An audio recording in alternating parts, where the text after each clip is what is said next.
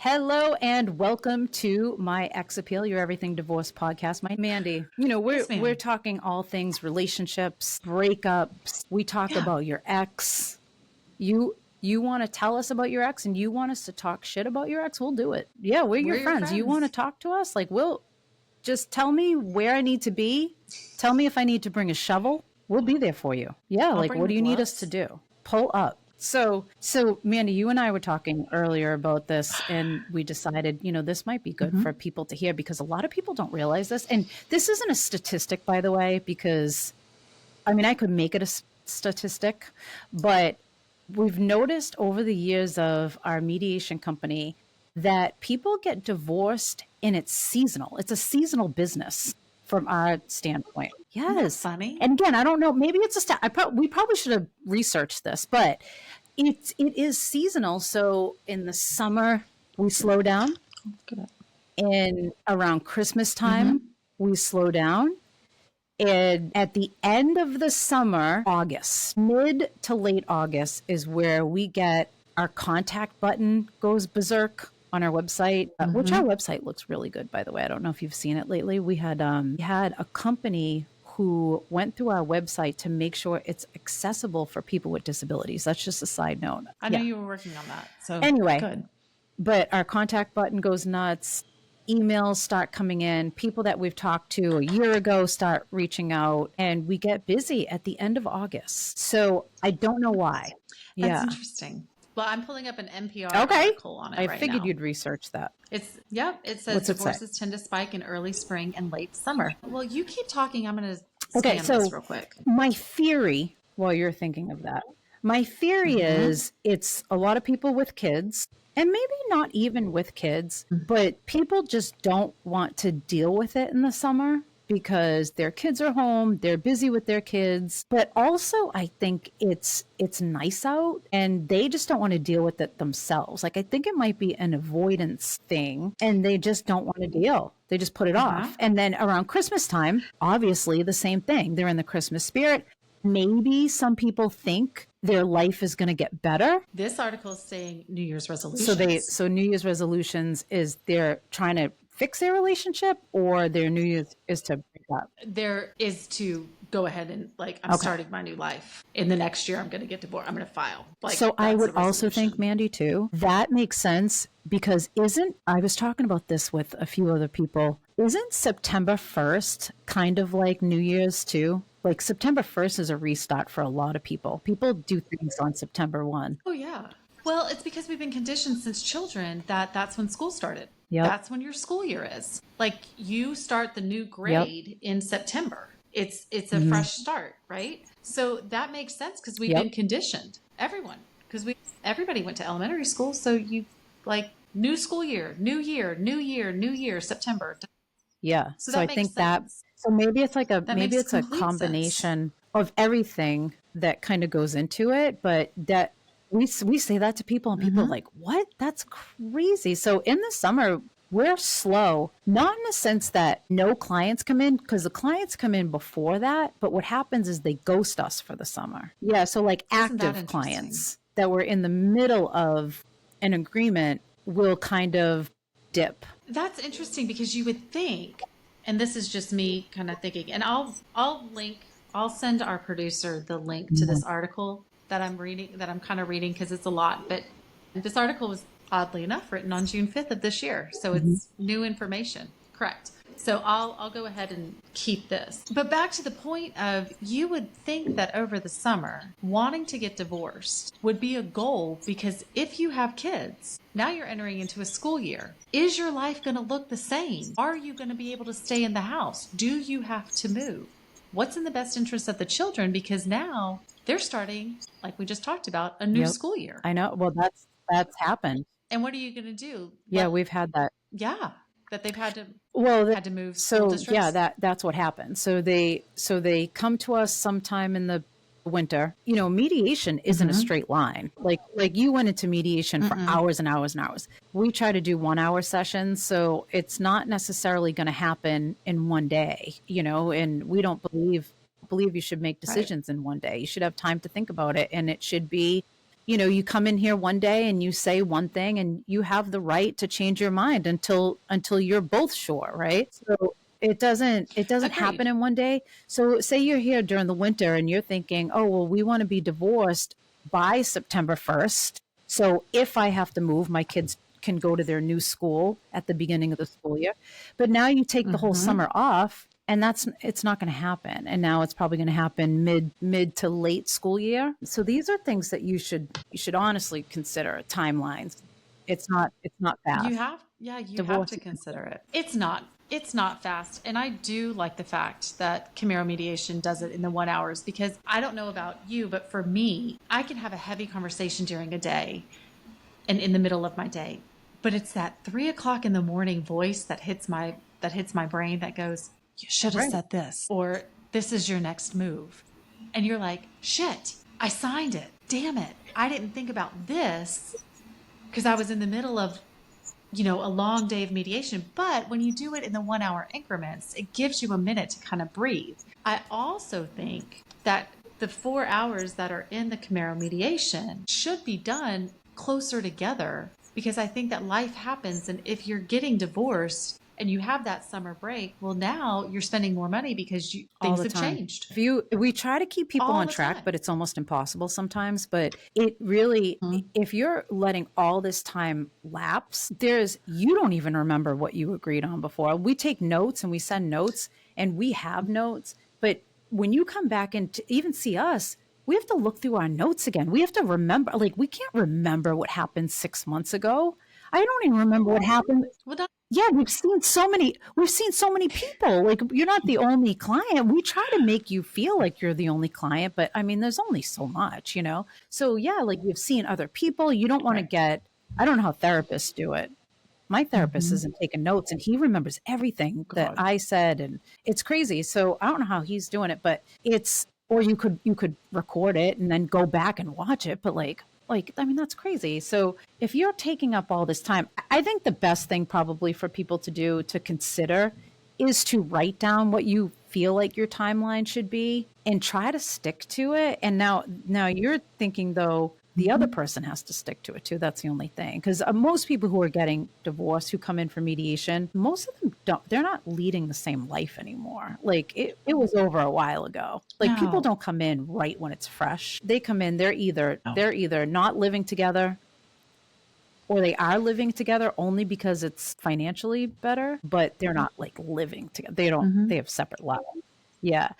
They're roommates. So now you have to figure out two different schedules. So if you could sit down, use AI, use Chat GPT to come up with a schedule for you don't use Chat GPT, by the way, to write your agreement. But we've had people come in, they're like, we wrote it ourselves. Oh yeah. Now all the time. They're like, we wrote it ourselves. And I read it and I'm like, AI wrote this, and AI doesn't know everything, and AI shouldn't be making decisions for you.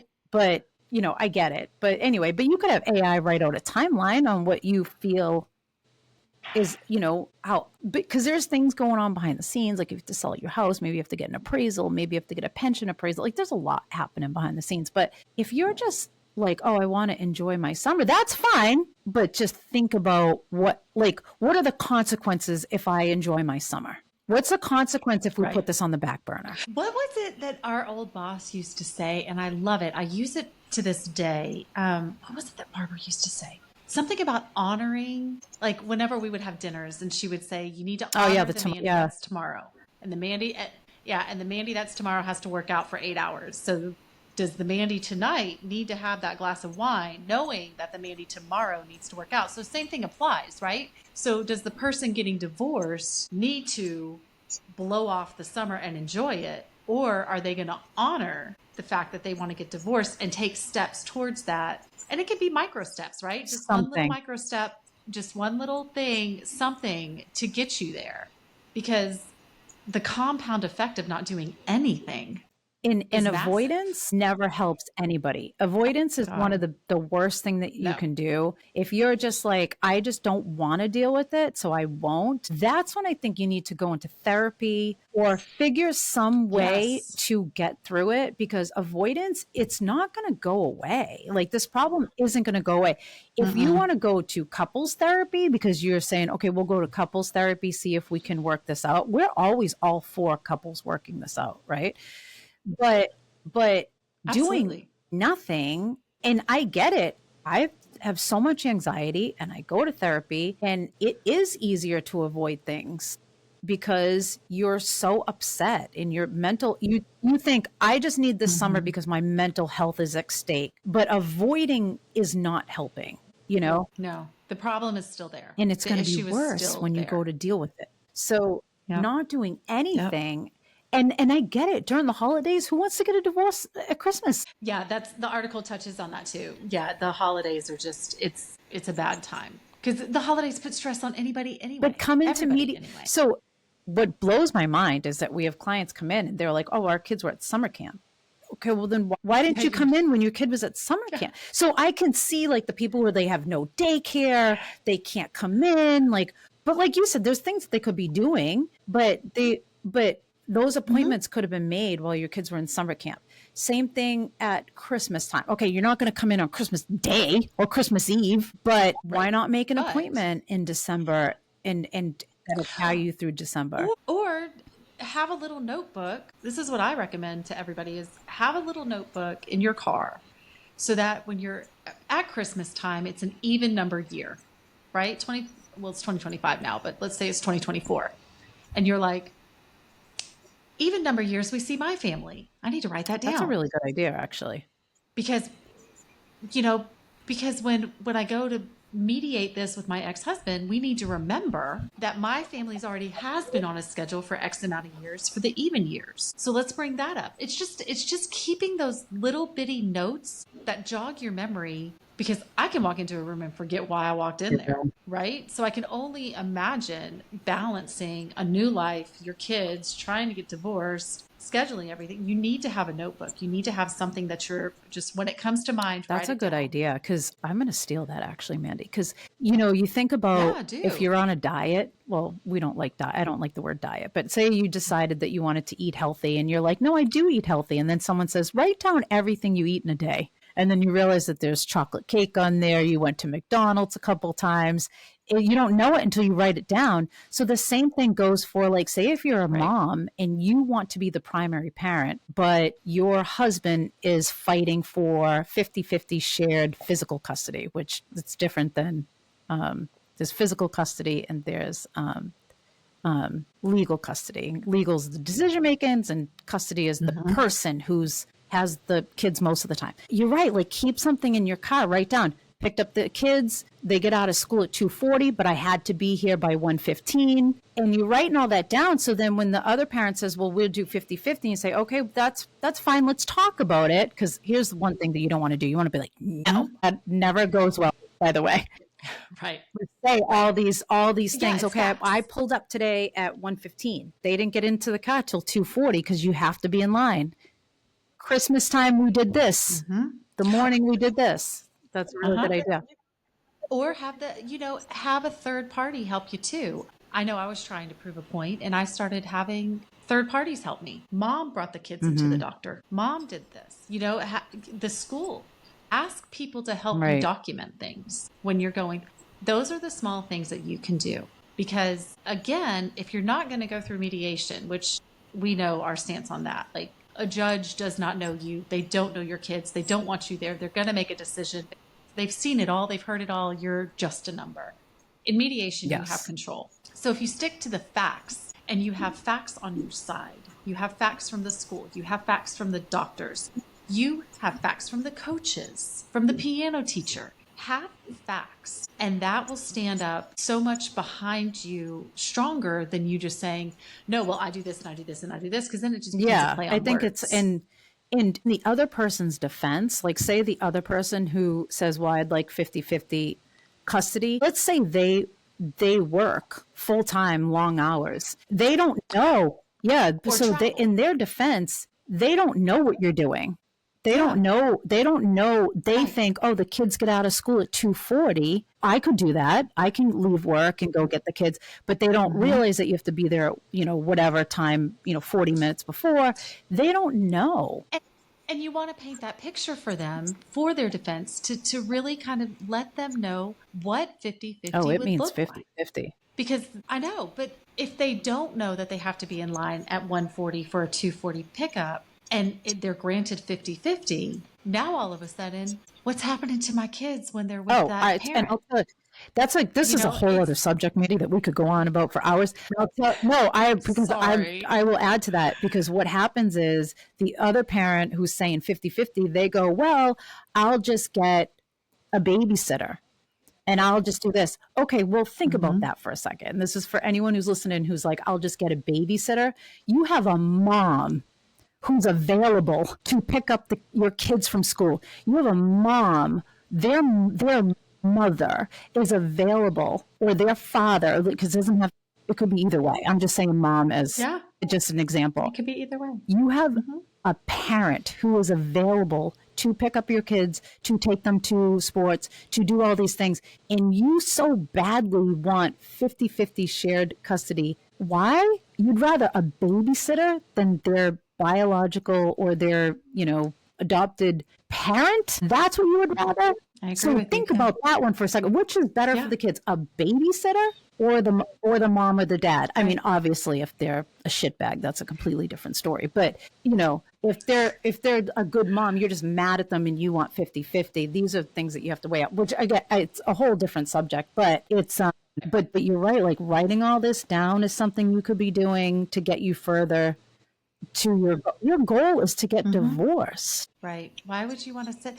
And your life can't move forward until you are divorced. Let's say while you're separated, you meet somebody. Let's say that your state has rules that until you're legally divorced, you can't be in a relationship, or whatever money you spend in that relationship, because now it's considered, cheating. You have to split with your spouse. It can get very gray. You're better off just going through it. I think the biggest thing is, I think a lot of people, it goes back to their kids being home and they just don't want to deal with it and they're busy. And I get it. It just, there has to be a plan ahead of time going into it. Yeah. Yeah. Because otherwise you're just dragging it. You have to.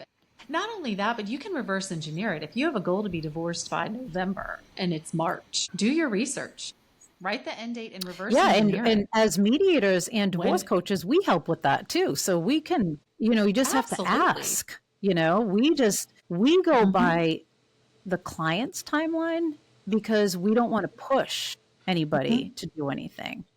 Right. But of course, but if you have a goal, we have people reach out a year, 2 years later, and they're like, I don't even know what happened. I reached out to you initially 2 years ago. Remember me? And like, what happened? They're like, I don't even know. Time just goes by. And now you're living in a house for you want to protect your children, but now you're living in a house with this other person as roommates in front of your kids for 2 years. You don't think they notice? They notice. Right. That's not helping. They notice. So I think it's very interesting that it's seasonal, but we're not saying like, especially in the holidays too, like I get it. Like Christmas is, what an awful time to think about a divorce. But even if you make one appointment in December just to move the needle forward, we're just moving the flat rate, by the way, at Comeiro Mediation. We charge a flat rate. We're not encouraging people to come in because we want an hourly rate.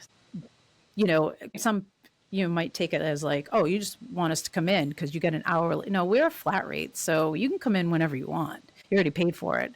But so we're just encouraging you to stay on track, unless it's because you want to repair your marriage. That's a completely different thing. That's valid. But if it's avoidance, or if it's a mental health thing, you need to go to the root of the problem, and that's your mental health. So, and therapy, and you can do all this. They can be simultaneous. You can go to therapy and do this at the same time. We've seen it happen. We've seen people through the transition. We've seen people go through avoidance. We've seen people go through anger. We've seen people in acceptance. Like, you can go through all these phases with us. So, Yeah. So, I'm here for it. Anyway, Mandy, I feel like we always ma'am. have topics with topics on top of topics. I know, but I think that's a good topics thing. or topics on topics. But see, here we are. We're not writing it down. So I'm going to have to go back and rewatch it and be like, oh, yeah. It was your idea to write things down. You better start writing everything down. Well, I'm looking, you should see me. I'm looking at my office and I'm like, I don't know what's on that piece of paper over there and my pen's over there. So I'll just type it in my phone. But you will be getting a copy of the article that I referenced that was written on June 5th with NPR. Vanessa Romo wrote it. So it looks like it's got some really cool, and there was a study done. I know we're trying to wrap up, but there was a study done from 2001 to 2016 about the seasonal. Okay, so it is documented. So I was right. You were right. Okay. All right. Yeah, I love that. Give you a link okay, so wrapping up here, we're going to give you a call to action. That is to read that article, go to therapy. Like, that's so easy. Go to therapy, find a therapist, and you might go through 10 therapists before you find one that you like, but just at least try it. Get out there. Yeah. Try it. And I'm just going to interject because I just told this to a client the other day. If you belong to a church and need help with therapy, ask your church, because they might have a partnership with a therapist or a therapist office. And they may even have scholarships that parishioners have gifted to the church that can help you go through this. I mean, you'd be really surprised at how leaning on a community can really help you out. So all you have to do is ask. Just ask the secretary at the church, who can I talk to? Do y'all offer scholarships, and are you partnered with anyone? Because you might find a therapy school that has a sliding scale depending on your income. So there are ways to afford therapy. It doesn't have to be a big, scary, oh my gosh, therapists make so much money, I can't afford it. There are ways to afford it. It's a good point too, because I wonder if you're not part of a church, I wonder if there's a community outreach or something. I'm sure if you Google it, there's got to be ways. If you have health insurance, your health insurance will cover it, possibly. So I think cost shouldn't slow you down from getting help, because you could just go to a counselor of, somebody. Yeah. But so get some therapy or some sort of counseling to help you through this. Shouldn't do it alone. And you can't always rely on friends. And do your research and set your goals. Use Chat GPT for good, not evil. Set some goals, because there's some evil Chat GPT stuff out there. So, okay. And then if you need help from us, always reach out to us and watch our podcasts. And like you said, click a button, share it. Help us out, get us out there, because please click a button. And we will see you next time on My Ex Appeal. Bye, Mandy.